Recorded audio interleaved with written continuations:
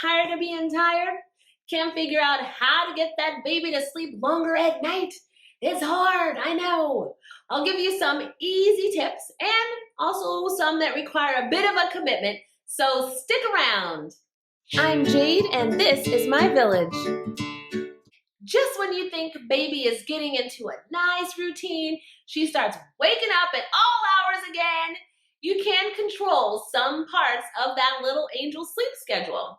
Everything that they do revolves around eating. So you may be feeding that new baby every 2 hours if breastfed, or maybe every 3 if you're using formula.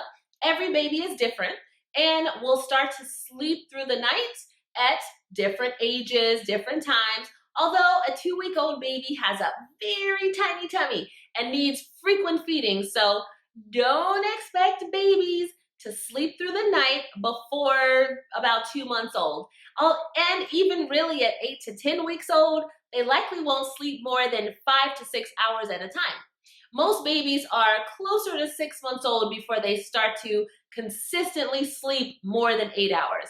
And I only tell you this so that you can have realistic expectations about what it is your baby can do, and so that you can stop comparing your baby to others, since really no two are the same.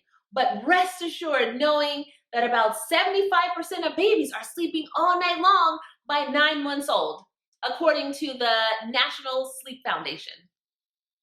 But there are things that you can do to help your baby get most of their sleep during the night hours instead of the day hours. And I will help you feel confident in your power to influence their sleep to the extent that they are capable. Now listen to this. There was a study done with babies 7 to 36 months old that showed that the ones who followed a nightly bedtime routine woke up less often in the middle of the night. Yes. They also went to sleep much easier and just slept better overall than those that did not follow a routine. I'm obviously trying to convince you to seriously adopt one if you haven't already. A bedtime routine can be started as early as 6 weeks old, but some form of routine can start at any time, honestly. Early on, it's just something that signals to them that it's time to sleep, like singing a song or rocking them. But babies really thrive on routine. So watch my bedtime routine video for specific instructions on creating one. The only thing I would add to that is specifically for newer babies, just make sure that the conditions of their bedroom are the same all night long, just in case they wake up. If they do, this makes it easier for them to go back to sleep if it's still dark, if the white noise is still on, or whatever it is that you use. I invested in the really dark blackout curtains, worth every penny, made a big difference.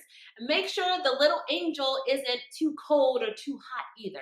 Just dress them the way you would dress yourself for the temperature in your house, because we wake up when we're too hot or too cold, and so will they. It could be though that your baby just isn't able to sleep through the night yet, because to be able to do that, they have to have reached certain milestones. First, they need to have outgrown that startle reflex, which happens around 4 or 5 months. Until then, they need to be swaddled as long as they can't flip over yet, just so that that startle reflex, where they go like that, doesn't keep waking them up. Between 2.5 and 6 months old, babies will eat more during the day so that they need less milk at night. If your baby is not actually hungry at night and just using the feeding as a soothing technique, then you can stop feeding them to put them to sleep. Although really it's best in the long run to just not have them associate feedings with sleep at all anyway. I though know that's hard, especially when you are breastfeeding. It's difficult. I was there too. If that habit has already been created though, then it will need to be broken. But if your baby needs those night feedings, then they can't sleep through the night yet, right? Because they're hungry. But it's your pediatrician. They can tell you if the baby is gaining weight at a healthy rate and if they have reached their age weight milestones. And once these milestones are met, then they are better equipped to sleep that 8 to 12 hours for you.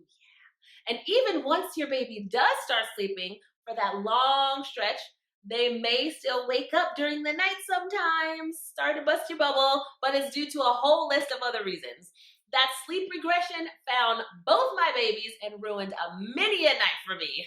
The bedtime routine, it's there so that baby can associate things like putting on PJs, reading, bathing, those associate those with sleep. So if you're feeding the baby right before sleep, then they'll associate the feeding with sleep and they would need it all the time. Plus, they will have so much more pee pee in that diaper, and that could be waking them up as well.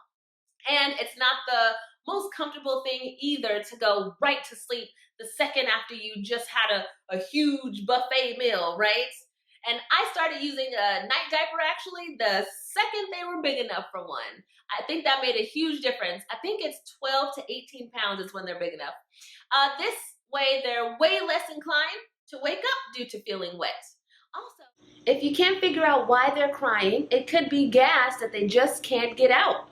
Gas hurts, and you can help them by bringing their knees to their chest or bicycling their legs. You can also massage their tummy and use gas drops. There's no way for me to know if those gas drops worked, but I use them anyway. Also, young babies, they don't know the difference between day and night like we do. So, when you're trying to sleep, they're trying to be awake. So, to help them learn the difference between day and night, there are many things you can do. I made sure that they did experience those differences starting the day they were born, from birth, literally. During the day when they sleep, I make sure that it's not completely dark and it's not completely quiet. You want normal daytime sounds around. Also, take them outside at some point during the day, every day if you can, just to feel the sun, feel the air, and talk and play a lot during the day. Make sure to change their clothes in the morning, for example. Again, babies thrive on routine. But at night, it's different. Make it very dark, very quiet, aside from the white noise machine. And I use a white noise machine mainly to dampen any sounds that are happening in the house or outside, like, if you're cleaning, watching TV. So it stays on all night. And when you are feeding them at night or soothing them, putting them back to sleep, don't turn on the lights, don't make any sounds, keep the TV off, don't talk, or just whisper quietly to them if you have to. Don't even make eye contact. Seriously, they think that means you want to play. It's true. So soon enough, they will understand this, and they will know that fun time happens during the day and things are very quiet and sleepy at night. The next tip is to put them down as soon as you see those signs of sleepiness. If you miss that sleepy window of opportunity, then they will be overtired and a lot more difficult to put down to sleep. Ugh. Now, if you don't hear anything else I say, just listen to this one thing. Let your baby fall asleep in her bed. I know, how do you do that? Soothe the little angel until they're very sleepy. Look for signs like struggling to keep their eyes open, arms going limp. Once they're knocking on sleep's door, begging to be let in, that's when you put them in the bed.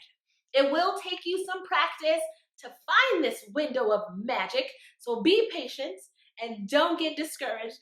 Please, whatever you do, just don't let the baby fall completely asleep while in your arms. You will regret it. Trust me, I did, because she will want to fall asleep in your arms every single time she's tired. And she won't want to leave your arms to get in the bed either. Ugh. Then how will you nap or clean or watch TV? Once they're used to using you as a crutch for feedings and falling asleep, oh, it's hard to break. I think I'll make a video about that. But putting them to sleep in the bed and letting them drift off to sleep on their own teaches them to soothe themselves to sleep.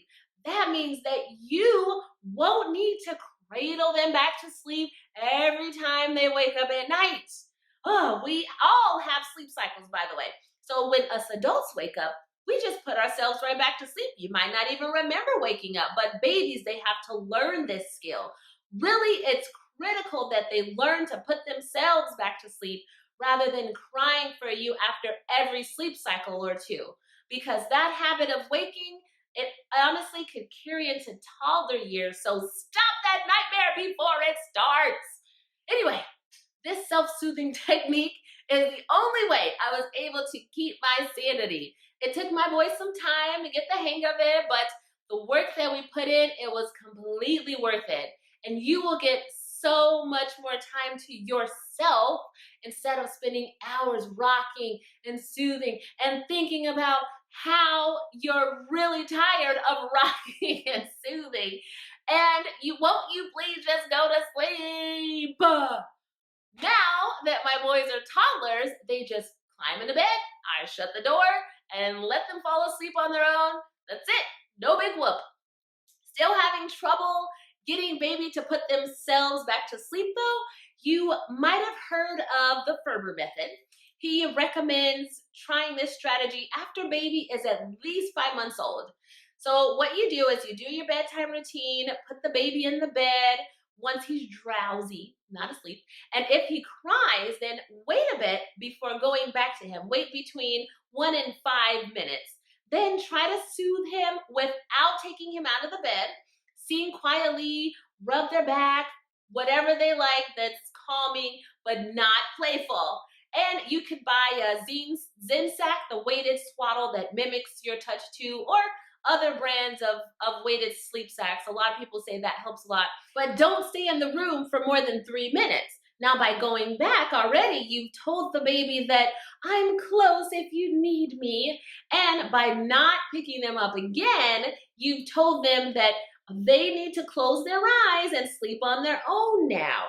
So if he's crying again, once you've left that first time, then you just wait a little bit longer before going back in that second time. So Ferber says you basically just keep doing that, adding minutes until they sleep. Generally, it doesn't instantly work the first night you try it. It might take another couple of nights of doing this. But the second night, instead of starting by waiting only that between 1 to 5 minutes or 3 minutes like you did the night before, you will want to increase that time to at least 5 minutes. So this method though is not for everyone, but he has proven that it works.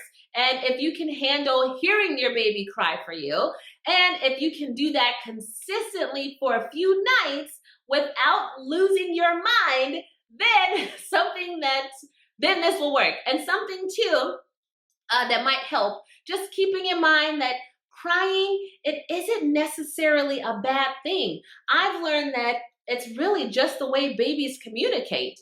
They can't use words, so they have to use sounds. And we, the caregivers, learn what all these different types of cries really mean. So just think of the crying like talking to you. They're healthy, they're not hurt, so don't take the crying personally. If you do decide to try this Ferber method, just make sure that you take a nap before starting it, because you will be awake a long time that first night. I was there. So to help you and your baby sleep longer at night, just help them reach those milestones. Be consistent with your sleep routine, that bedtime routine. Don't let them depend on you for sleep if you can help it. Implement a great feeding schedule. Teach them to soothe themselves back to sleep and be patient. This will create an angel that sleeps for longer stretches so that you can go back to being an angel yourself. I know I'm not the only one that gets cranky when I haven't slept.